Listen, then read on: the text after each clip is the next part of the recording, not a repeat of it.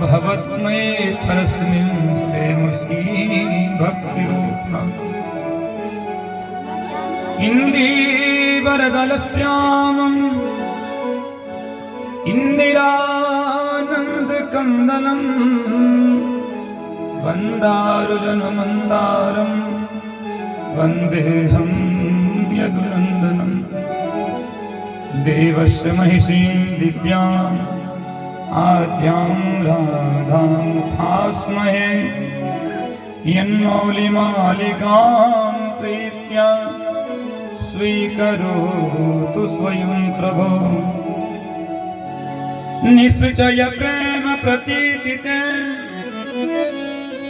विनय करे सन्मान तिहि के कारज सकल शुभ सिद्धि करे तिहि के कारज सकल शुभ सिद्धि करे हनुमान। बोलिए हनुमान जी महाराज की जय। श्रीमद् भागवत महापुराण की जय। श्री व्यास जी महाराज की जय। श्री विद्वद्वरेण्यों की जय। गंधर्वादि देवताओं की जय हो। श्री गुरु चरण कमलेभ्यो नमः। अब हम क्या बोले, आप सबने श्रीमद् भागवत सप्ताह ज्ञान यज्ञ के इस क्रम में उपस्थित होकर के अपना स्नेह और अपना प्यार समर्पित किया, हमें प्रदान किया और आशीर्वाद का बौछार लगाया। आप सब व्यास जी से मैं प्रार्थना करूं, मैं कुछ बोल नहीं पा रहा हूं क्योंकि आज लग रहा है कि पूज्य श्री हमारे पितरों की कृपा ही नहीं होगी तभी जाकर के आज ये मन में जिज्ञासा उत्पन्न हुई। गुरु जी हमारे कहा करते थे, ज्ञातुम इच्छा, जानने की जिज्ञासा होनी चाहिए पहले, फिर करने की इच्छा होनी चाहिए, फिर सुनने की इच्छा होनी चाहिए, खाने की इच्छा होनी चाहिए। जब तक इच्छा नहीं होगी तब तक वो सिद्ध नहीं होगा। जिस भागवत को हम सब सुनते हैं, जहां से आई है, डाली से डाली होकर के और हम तक पहुंची है, जिस क्रम में आज व्यासपीठ पर बैठे स्वामी श्री दामोदर प्रपन्नाचार्य जी महाराज, जिन्हें हम सब अपने मित्र के रूप में दीपक तिवारी जी के नाम से हम सब पुकारते हैं, परम हमारे हृदयस्थ परम मित्रों में से हमारे कुल पुरोहित रमेश बाबा रमेश तिवारी जी जो उपस्थित होते हैं, रोज आते हैं, दर्शन देते हैं, और हमारे बड़े भैया श्री ज्ञानेश्वर त्रिपाठी जी, बड़े भैया हमारे पवन द्विवेदी जी, और संगीत में सहयोगी श्री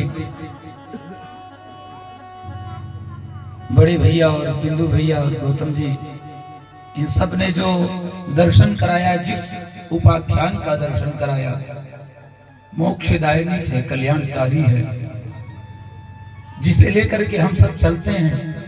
मैं उन सबको प्रणाम करता हूं।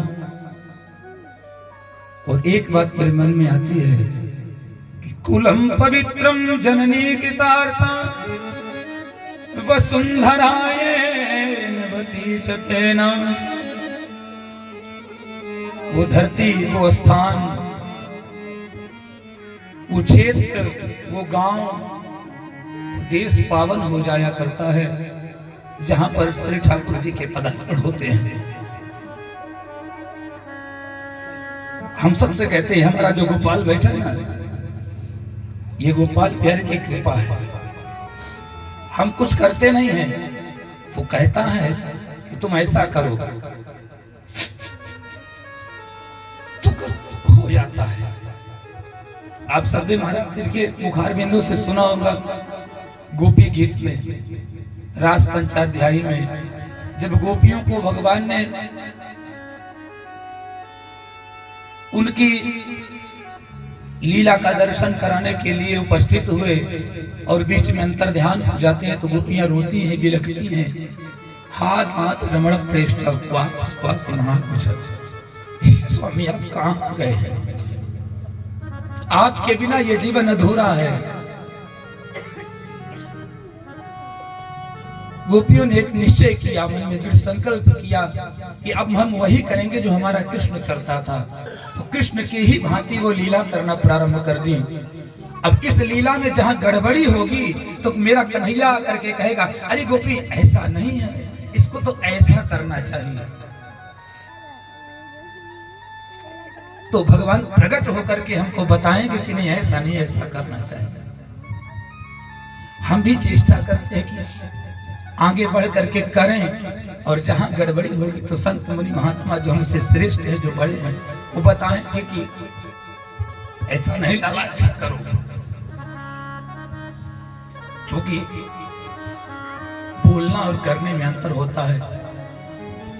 जब व्यक्ति करने लगता है तो उसको भूल जाता है कि मैं क्या कर रहा हूं। तो हम अपने से तो कुछ नहीं किए, पिताजी से पूछ करके करें क्या? पिताजी कहते हाँ करो, ठीक है। तो ठीक है, भैया से पूछ निश्चय किए कि हमको करना है। मेरा गोपाल प्यारे बता रहा है कि हाँ करो। तो सब उपस्थित होकर के और आशीर्वाद दिए। और आज श्री भगवत मुखारविंदों से निकली हुई श्रीमद् भागवत गंगा परीक्षित जी के माध्यम से हम सब ने श्रवण किया। और वो रसधारा कितना बड़ा है, कितना बड़ा है, उसको पीते जाएं। पर ये एक बात सिखाती है, हम सब एक बात गांठ बांध करके रख ले, दया सर्वभूतेषु संतुष्टायेन केनवा। प्राणी मात्र पर दया करना, कोई भी जीव है सब पर दया करना। कोई भी जीव बुरा नहीं होता है, बुरी होती है हमारी दृष्टि, हमारा मन। हम अपने मन को संकुचित करें, समेटें, संभालें, अपनी दृष्टि को प्रक्षालित करें, दृष्टि को अपने धोएं। हमारी दृष्टि में दोष हो सकता है, उस वस्तु में नहीं, क्योंकि वो वस्तु तो भगवान की है। काला चश्मा लगाने से काला दिखेगा, लाल चश्मा लगाने से लाल दिखेगा। तो हम क्यों ना भगवान का ही नाम का चश्मा लगाएं कि दया सर्वभूतेषु, सब पर दया करना प्रारंभ कर दें। कोई न ऊंच, कोई न नीच, सब भगवान का स्वरूप है। हमने कहा यहाँ हमारा ठाकुर आएगा, हमारा गोपाल आएगा, हमारे महादेव श्री हनुमान जी स्वामी पधारेंगे। उनके लिए एक एक संविधा चुन करके, एक एक वस्तु चुन करके, वो यज्ञ के लिए नहीं, भगवान आएंगे उनके लिए। झाड़ू लगाना है तो हमारे गोपाल आएंगे उनके लिए। इसी सेवा में हम लगे हैं। अपने आदर दिया, आप सबने प्रेम दिया, महाराज श्री ने आशीर्वाद दिया। और ये राजा परीक्षित जी के साथ साथ हमारे अग्रज और हमारे अन्नदाता, उनके कारण हम यहाँ उपस्थित हैं। यदि हमारे पिता, हमारे पूर्वज न होते तो हमारा कोई अस्तित्व नहीं होता। इसलिए अपने पूर्वजों की प्रशंसा करें, अपने पूर्वजों के उस सम्मान के लिए उनके नाम को स्मरण करते रहें। वो पूर्वज इस प्रकार की भगवत रस मधुर धारा को देख करके प्रसन्न होते हैं। हर्षोदयन्ति पितरः प्राणयन्ति पितामहः, तालियां बजाते हैं वो पूर्वज। तो हम सब के मन में एक ही दृढ़ संकल्प होना चाहिए कि सब पर दया करें और भगवत मार्ग पर चलें। ना काहू से दोस्ती, ना काहू से बैर। इतनी दोस्ती ना करें कि संसार में फंस जाएं, इतना बैर ना करें कि अपने आप को नष्ट कर लें। इसलिए समभाव, सबके साथ, सबके पास, सब हृदय में रह करके निवास करें। क्यों? क्योंकि हृदय से अर्जुन तिष्ठति, भगवान तो हृदय में निवास करते हैं। हरिरपि निज लोकम सर्वथा तो विहाय, अपना निज लोक छोड़ करके भगवान भक्ति सूत्रोपलब्ध, भक्ति के सूत्र में बंद करके और अपने भक्तों के हृदय में प्रवेश कर जाते हैं। इसलिए किसी के साथ विरोधाभास ना करें।